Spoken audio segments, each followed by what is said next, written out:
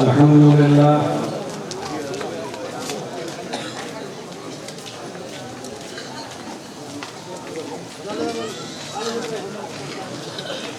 Alhamdulillah nahmaduhu wa nasta'inuhu wa nastaghfiruh.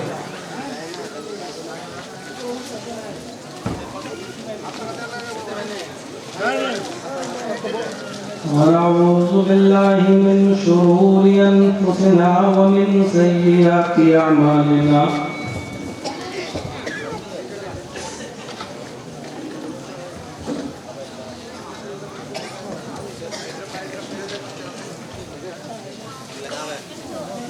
من يهده الله فلا مضل له ومن يضلله فلا هادي له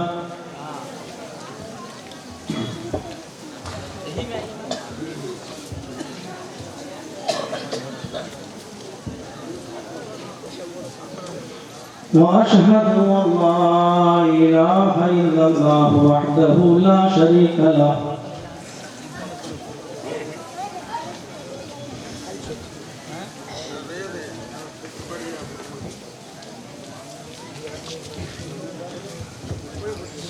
وأشهد أن محمدا عبده ورسوله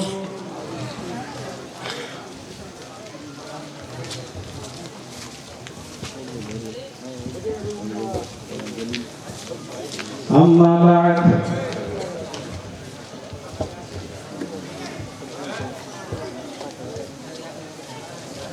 فإن خير الحديث كتاب الله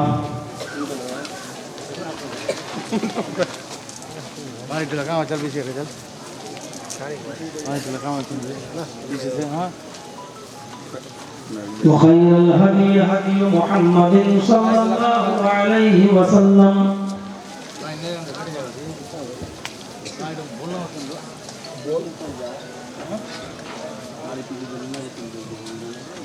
وشر الأمور محدثاتها وكل محدثة بدعة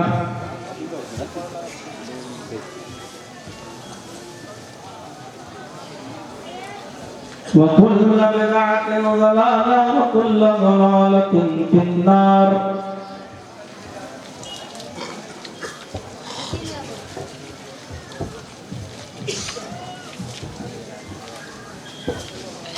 أعوذ بالله من الشيطان الرجيم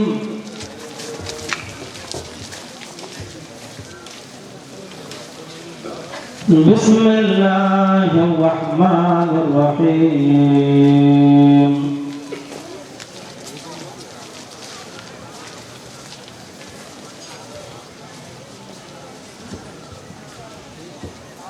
قل إن الموت الذي تفرون منه فإنه ملاقيكم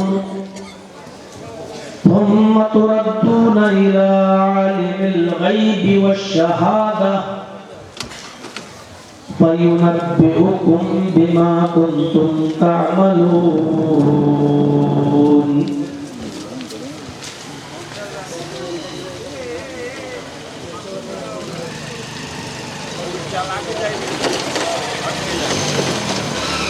رب اشرح لي صدري ويسر لي أمري واحلل عقدة من لساني يفقهوا قولي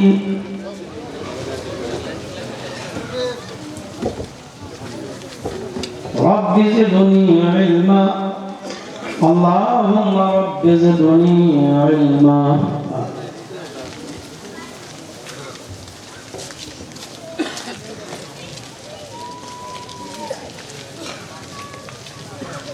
Shri Rampur के 2 दिन के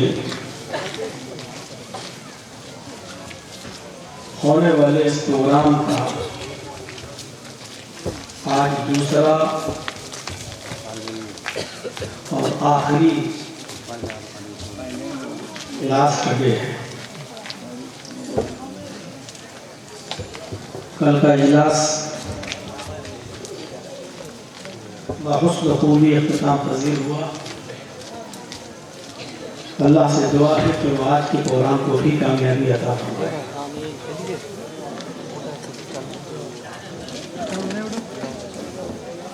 अमानतदारी, दयानतदारी, सदाकत, सच्चा ईमान, खौफ खुदा, इन चीज़ों से मुज़य्यन और मुदल्लल खिताब कल आपके सामने हुआ था।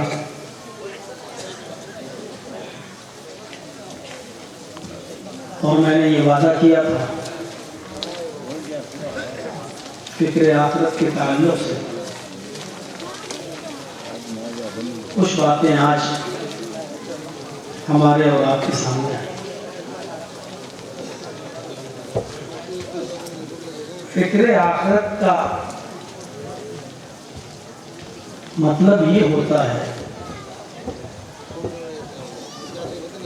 कि हम उठते बैठते लेटते सोते जागते खाते पीते चलते टहलते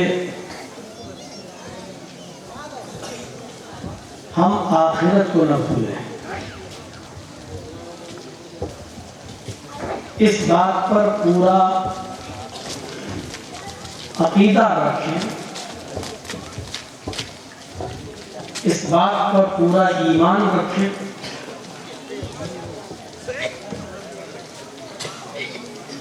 कि ये जिंदगी एक आरज़ी जिंदगी है,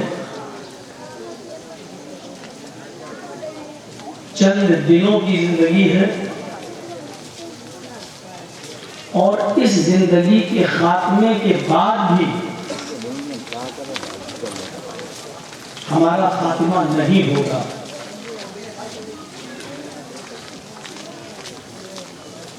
जिंदगी खत्म हो जाए, मर जाए तो वो भी चलिए काबिल सुकून है, लेकिन मसला ये है कि ये जिंदगी खत्म होने के बाद भी हमारी जिंदगी खत्म नहीं होती।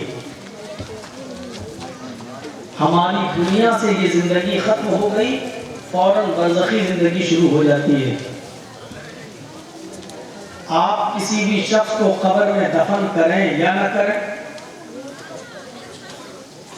8 दिन 10 दिन ऐसे ही रखे रहें, या कब्र में हम दफन ही ना करना चाहें और उसको हम दरिया में बहा दें, समंदर में बहा दें, जमुना में बहा दें या जला दें, तो इससे कब्र की जिंदगी बरज़खी जिंदगी पर कोई फर्क नहीं पड़ता। वो हर हाल में शुरू मरने के बाद ही हो जाती है। हमारे घर वाले अगर हमें ये चाहें कि बहुत बड़ा गुनाहगार इंसान था, शराबी था, जुआरी था, इसमेटिया था, एक भी वक्त की नमाज नहीं पढ़ता था, चलो मर गया, मौलवी लोगों ने कहा कि कब्र में अजाब होता है, हम कब्र में दफन ही नहीं करेंगे ताकि हमारे बेटे को, हमारे भाई को अजाब हो। तो इसका यह मतलब नहीं कि अब हमारे उस भाई को, बेटे को या बाप को या फला को अजाब नहीं होगा। जहां जहां कब्र का लफ्ज आया है उससे बरज़ख मुराद है। बरज़ख यहां रूह निकली और हमारी रूह, हमारी एक नई जिंदगी जो बरज़खी जिंदगी है, जो ना दुनिया में है ना आखिरत में है, बल्कि दुनिया और आखिरत के बीच की ये जिंदगी है। क़यामत के दिन से पहले की ये जिंदगी और हमारी दुनिया के खत्म हो जाने के बाद की जिंदगी है। अच्छे अमल करने वालों से हिसाब किताब के बाद मन रब्बुका, पहला सवाल तुम्हारा रब कौन? मा दीनुका, दूसरा सेकंड क्वेश्चन तुम्हारा दीन क्या है? मन नबी का, ये थर्ड क्वेश्चन तुम्हारे नबी कौन? और इन तीनों सवालों के जवाब देने के बाद सही सही जवाब दिए तो आपकी बरज़खी जिंदगी के अंदर, जिसको हम कब्र की जिंदगी बोलते हैं, चाहे वो आप कब्र के अंदर हो या समंदर में डाल दिए गए हो या जला दिए गए हो, आपकी बरज़खी जिंदगी के अंदर आपके लिए जन्नत का बिछौना बिछा दिया जाता है और कहा जाता है कि सो जाओ उस दुल्हन की तरह जिसको उसके शौहर के अलावा पहली रात में कोई नहीं उठाता है। उसी तरीके से तुम आराम करो, सो जाओ, और क़यामत के दिन अल्लाह रब्बुल आलमीन ही तुम्हें उठाएगा।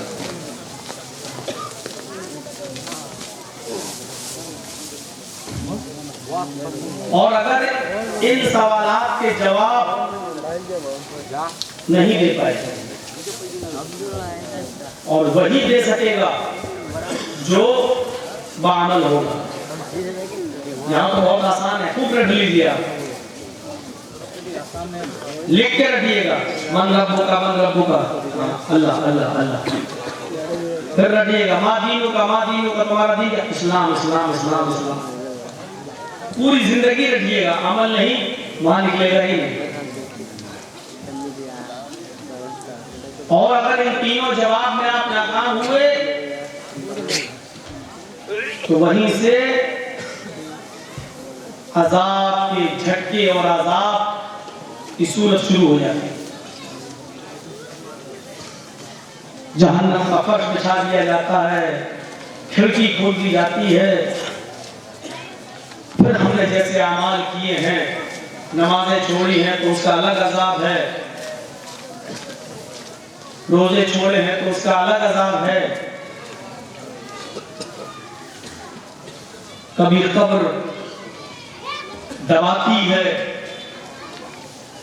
जमीन सिमट जाती है, दबाती हुई कि हमारी दाएं किस्लियां बाएं किस्लियों में और बाएं किस्लियां दाएं किस्लियों में घुस जाती हैं, फिर छोड़ देती है, फिर और ये कयामत तक होता है।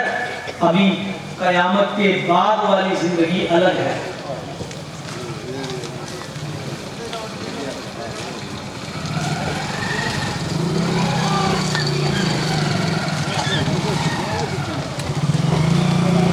तो हम अपने उठने बैठने को, लेटने सोने जागने को, खाने पीने को, अपनी बरज़खी जिंदगी को कभी ना भूलें।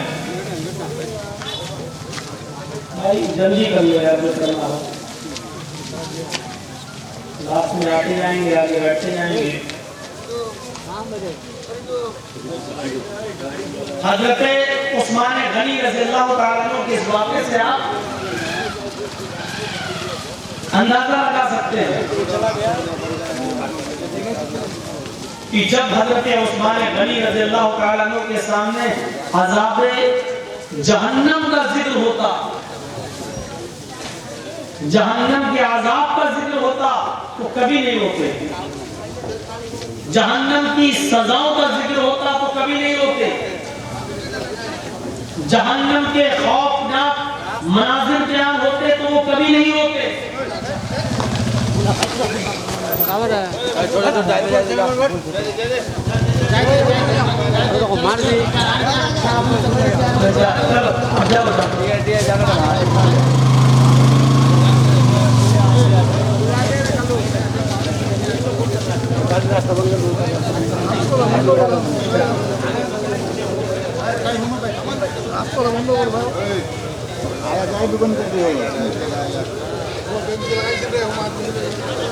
आदमी बैठा दे,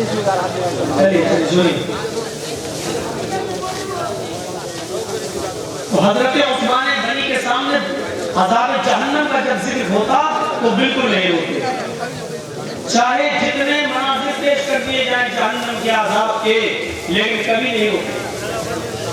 लेकिन जब उनके सामने आज़ाब कब्र का जिक्र किया जाता, कब्र के आज़ाब का जिक्र होता, तो इतना रोते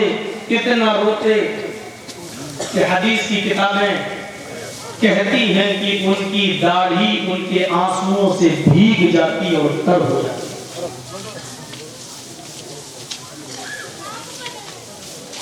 उनसे पूछा गया, वाह अजीब हाल है आपका,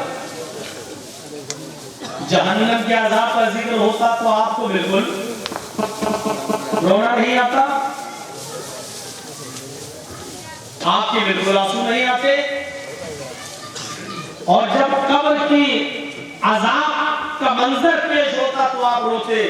तो उस पर हज़रत उस्मान गनी ने जो जवाब दिया, वो जवाब हम तमाम नौजवानों के लिए और बड़े बूढ़ों के लिए, बुजुर्गों के लिए, मर्दों के लिए, औरतों के लिए, सबके लिए बहुत अहम है। हज़रत उस्मान ने जो जवाब दिया वो ये था कि जी हाँ, कब्र के अज़ाब का जिक्र होता तो मैं इसलिए रोता क्योंकि कब्र आखिरत की मंजिलों में से पहली मंजिल है।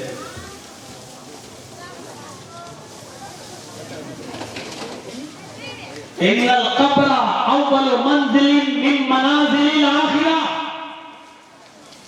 कब्र आखिरत की मंजिलों में से पहली मंजिल है, और जो इस मंजिल से पास हो गया, जो इस मंजिल में कामयाब हो गया, जो पहली मंजिल में कामयाबी के साथ निकल गया, जो कब्र के सवाल और जवाब से मैं पास हो गया, तो वो आखिरत की तमाम मंजिलों में पास होता चला जाएगा।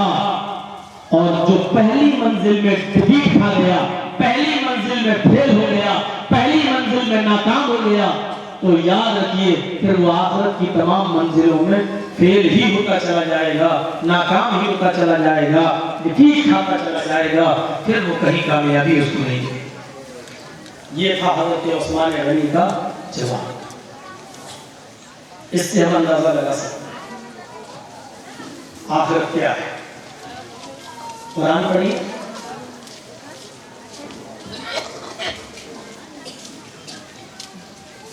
दो बटा तीन हिस्सा, 2/3 कुरान का 2/3, यानी कुरान के 3 हिस्से कीजिए तो उसमें 2 हिस्से आखिरत से ही भरे पड़े हैं।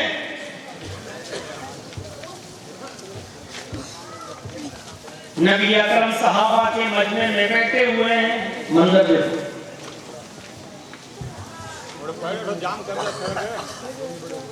नबी अकरम सहाबा के मजमे में बैठे हुए हैं, सहाबा किराम की नजर अल्लाह के रसूल सल्लल्लाहु अलैहि वसल्लम के चेहरे पर पड़ी। एक सहाबी का सवाल, नबी अकरम ने पूछा, मुझे इतना घूर के क्यों देख रहे हो? क्या बात है, मैं तो तुम लोगों के बीच में बराबर रहा, आज इतना गौर से हमें क्यों देख रहे हो? अल्लाह के रसूल ने पूछा। तो सहाबी ने कहा, अल्लाह के रसूल, मैं देख रहा हूं कि आपकी उम्र अभी उतनी हुई नहीं जितने आप लग रहे हैं। आपकी उम्र अभी इतनी नहीं है कि आपके सर के सारे बाल सफेद हो जाएं, दाढ़ी के सारे बाल सफेद हो जाएं, आपके चेहरे पर बुढ़ापे की झुर्रियां दिखाई देने लगे। मैं देख रहा हूं कि कबल वक्त आपके चेहरे पर बुढ़ापा है, आपकी उम्र तो इतनी नहीं है, फिर ये बुढ़ापे के आसार कैसे नजर आ रहे हैं? हमसे कोई पूछे कि ऐसा क्यों हो रहा भाई, तो हम लोग क्या जवाब देंगे? अरे साहब, हमसे उम्र के बारे में पूछ रहे हो, इतने तो लगते नहीं हो, फिर बाल कैसे सफेद? 4 जवान बेटियों का टेंशन है, उनके जहेज की फिक्र है, कारोबार चल नहीं रहा है, बंद पड़ा है। एक बेटी मेरी 22 साल की, दूसरी 20 साल की, तीसरी 18, जवान एक पे एक। और फिर पूछ रहे हो कि सुकून क्यों नहीं है, टेंशन, बाल सफेद क्यों हो गए? मुझे टेंशनों ने मार दिया। हमारा जवाब यही होगा। अल्लाह के नबी सल्लल्लाहु अलैहि वसल्लम से पूछा गया कि आपके ऊपर बुढ़ापे के आसार कब्ल अज़ वक्त कैसे, टाइम से पहले बुढ़ापा कैसे नजर आ रहा है? आपके चेहरे पर बुढ़ापे की झुर्रियां क्यों नजर आ रही हैं? आपके चेहरे पर, सर पर बाल इतनी जल्दी सफेद कैसे हो गए हैं? आपको इतनी जल्दी बुढ़ापा कैसे लायक हो गया है? इमाम कायनात का जवाब सुनो। फरमाया, मेरे साथियों, मुझे सूरह दहर ने, मुझे सूरह मुल्क ने, मुझे सूरह हाका ने, मुझे सूरह नबा ने, मुझे सूरह कयामा ने बूढ़ा कर दिया है। इन सूरतों में कयामत का जो दर्दनाक मंजर बयान किया गया है, कयामत की जो हौलनाकी बयान की गई है, उस कयामत की हौलनाक मंजर को पढ़ने, सुनने और समझने के बाद मेरे ऊपर ये बुढ़ापा आया है। मुझे सूरह दहर ने, सूरह मुल्क ने, सूरह नबा ने, सूरह कयामा ने मुझे बूढ़ा कर दिया है। ये नबी अकरम का जवाब।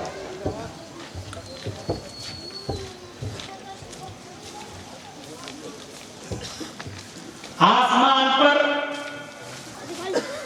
बादल आने लगते हैं, बारिश के आसार नजर आते हैं, हवा थोड़ी सी तेज होती है।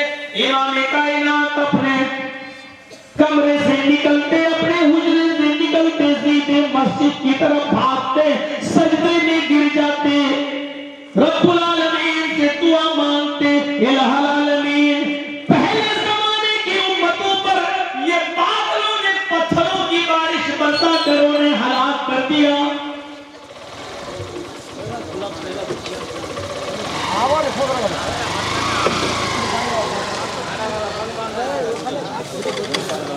उधर से बंद होना चाहिए।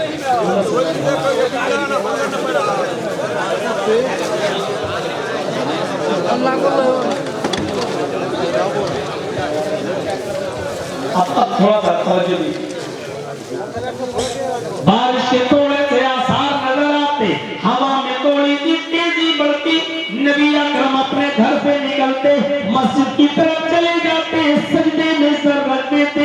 इलाहुल आलमीन, इस बारिश को रहमत की बारिश बना देना, इस आसमान पर गरजने वाले बादलों को रहमत बना देना।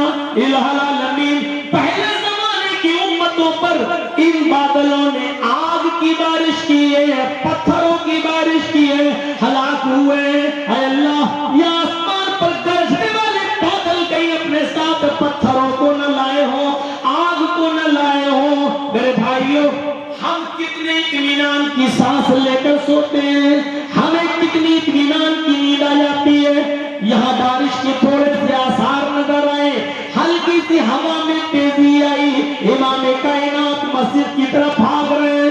अल्लाह, तेज़ो तुंद आंधियों से तूने कौम आद को बर्बाद किया, तेज़ो तुंद आंधियों से तूने कौम समूद पर अज़ाब नाज़िल किया। हाय अल्लाह, इस तेज हवा को आंधी में तब्दील न करना। हाय अल्लाह, कहीं उम्मत मुहम्मदिया के लिए आजाद साबित न हो जाए। ये फिक्र होती थी इमाम कायनात को, जनाब मुहम्मद रसूलुल्लाह सल्लल्लाहु अलैहि वसल्लम को। बारिश हो, अभी हुई नहीं, हवा में थोड़ी सी तेजी देखी और आप मस्जिद की तरफ चले। इससे अंदाजा लगाइए फिक्र।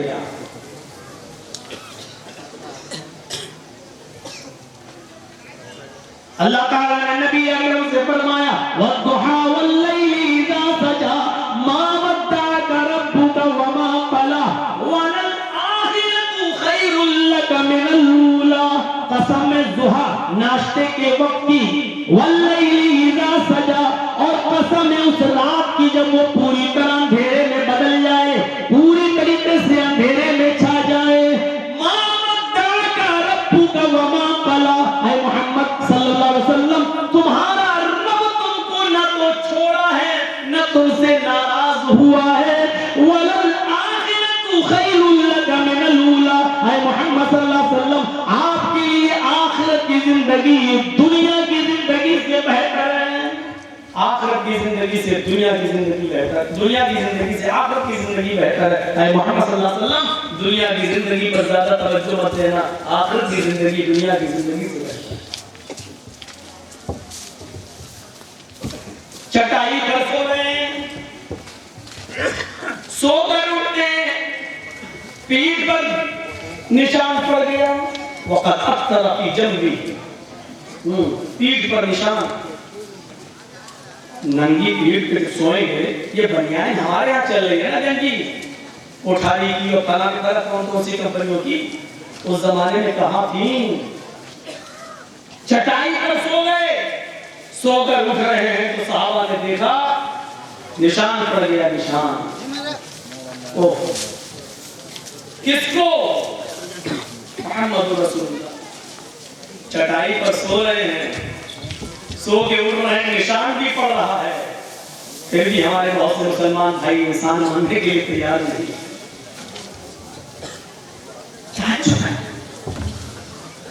सोकर उठे, निशान पड़ गया। अब्दुल्लाह इब्न मसूद रज़ियल्लाहु ताला अन्हु की नजर नबी अकरम के जिस्म पर पड़ते हुए निशान पर पड़ी, तो जानते हो क्या कहा? आखिरत से